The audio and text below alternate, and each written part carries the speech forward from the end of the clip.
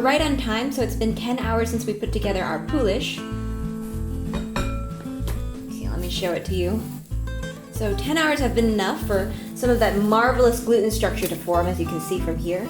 It's a stunning transformation, on par with the likes of the ugly duckling turning into a beautiful swan. So, with such an excellent development, we can continue on to our final bread dough. Alright, so first things first, I'm going to fetch my mixing bowl. Since I'm going to be using a stand mixer after this, I'm using my stand mixing bowl. If you're doing it by hand, you can use any bowl you wish. And I'm just going to set it over my scale. And I'm going to start by measuring out 250 grams of bread flour.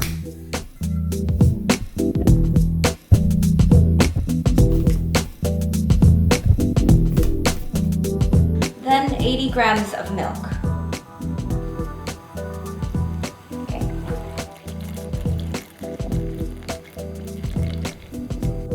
1 whole egg, which I'm going to crack separately. I'm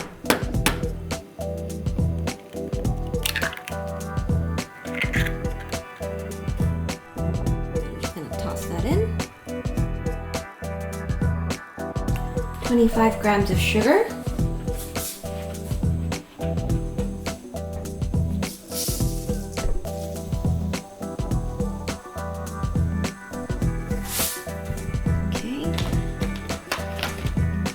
And finally, 2 grams of salt.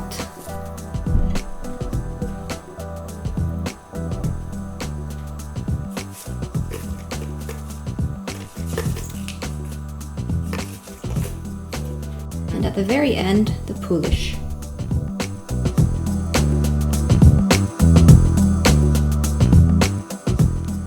And we're also going to prepare 30 grams of butter right now, but we're not going to add it in just yet.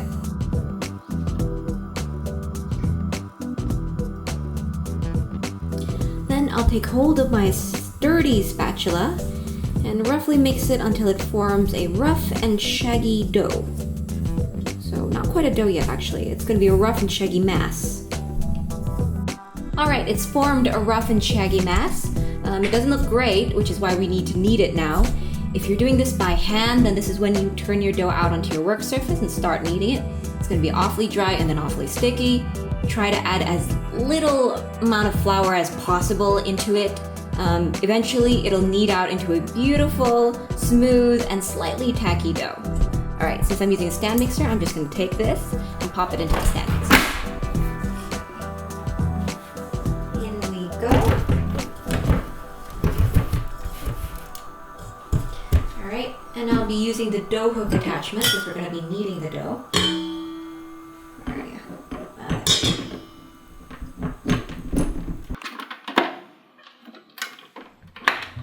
Total, I'm going to let the stand mixer run for 10 minutes.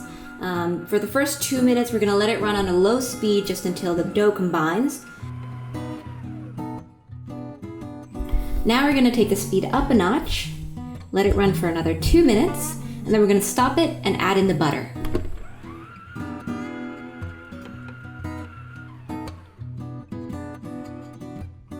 Okay, adding the butter in.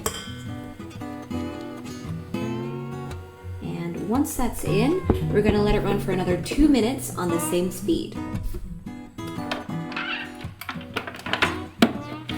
Okay.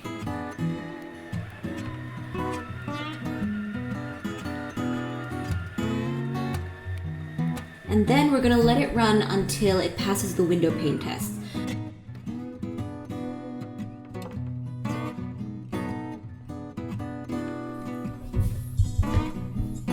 Alright, once we've completed kneading, I'm going to scrape this out onto the work surface.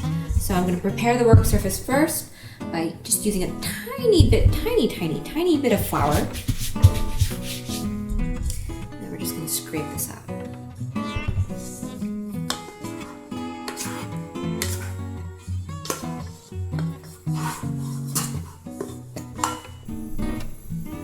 I'm next going to lightly oil down this bowl. I'm going to put my dough in a bit.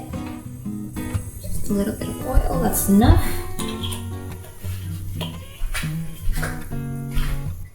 So I'm going to shape this dough into a light bowl. I'm not going to do it very tightly. Since it's already been kneaded, it's just going to take a couple of tucks and turns. Just aside for a bit.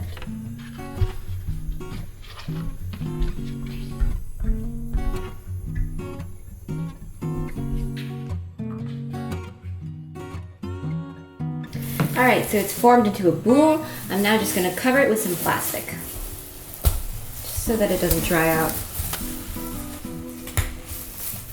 Now, time is an essential component of fruit yeast water recipes, so we're going to leave it here and give this enough time to double in size, which should take about 3 to 4 hours.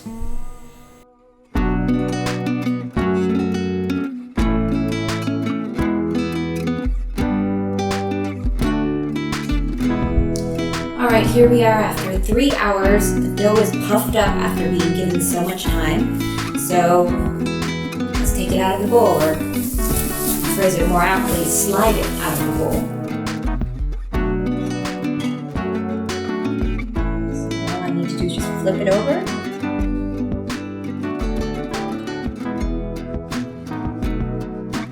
And the olive oil has ensured that it won't stick to the bowl at all, so there it goes.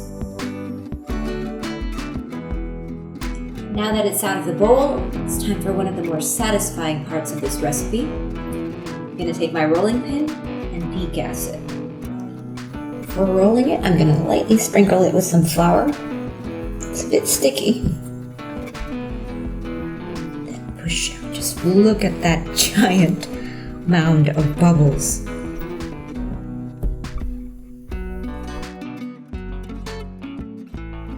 When we degass like this, we're wiping out the bubbles the yeast have formed during the time we left the dough, which allows the yeast to form more even and smaller air pockets throughout, precisely what we want for our dinner rolls.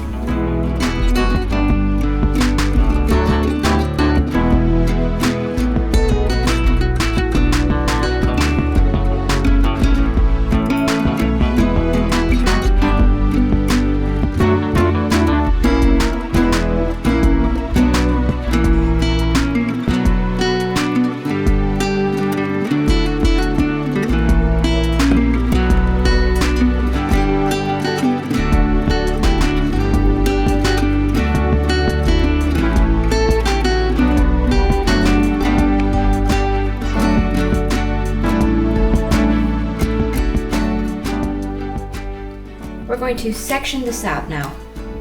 So grab your scraper and cut into 8 equal pieces.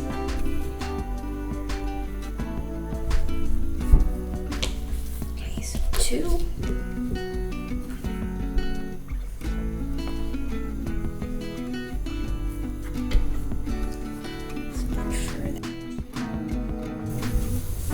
Okay, it's a bit unequal. That's okay. I'm going to be using a scale to measure that out precisely after this.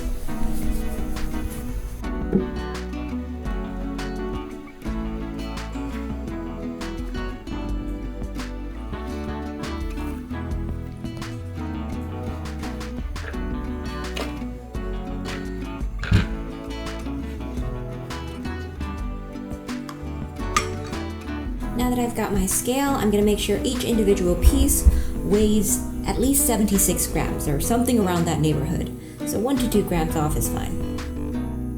Okay, perfect. This one weighs 77, which is still okay.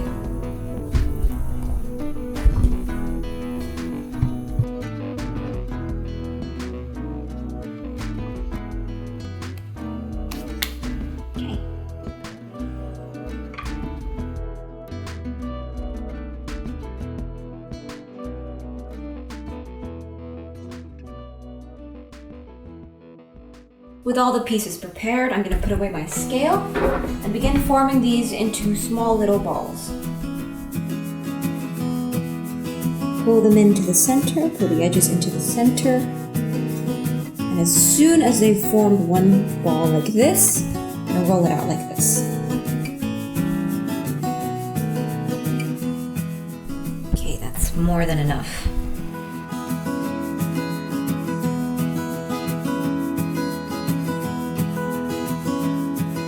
All are beautifully formed. I'm going to now cover them with this glass tray. So this will prevent any moisture from escaping, which will stop them from hardening up. And we're going to leave them for just 20 minutes. It's just a bench rest.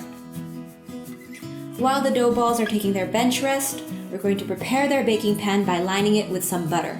So I'm just taking my silicone brush, brushing down the sides and the center.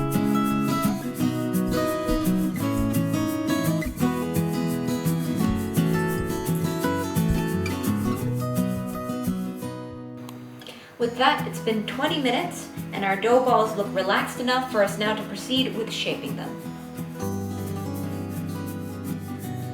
And I'll take off the glass tray, just putting it to the side. Wow, just look at them, they look beautiful. Okay, so I'm gonna now degas them one more time, this will be the final time, and then form them into the dinner rolls. Again, grabbing my trusty rolling pin. Grab one, roll it out to degas.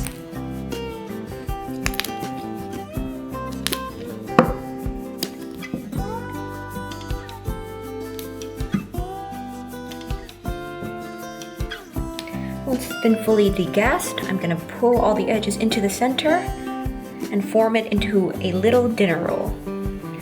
Yes, okay. As soon as all the edges are in the center, just turn it over and roll it like so. This will give you a really nice smooth and round ball.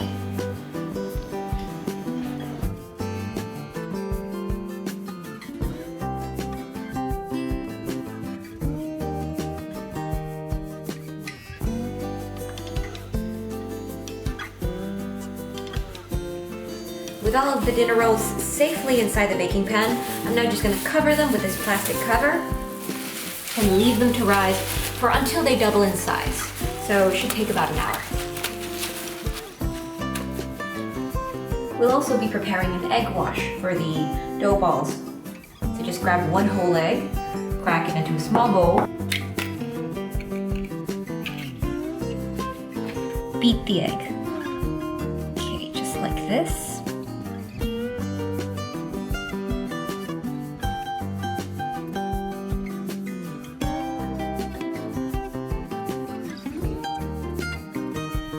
And there we have it, our egg wash.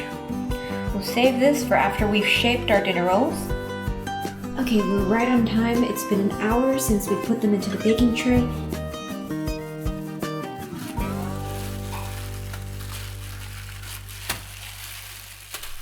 They've swelled up beautifully to 2 times their original size, so they're now ready to go into the oven. But before we put them into the oven, I'm going to brush a light layer of the egg wash we prepared on them.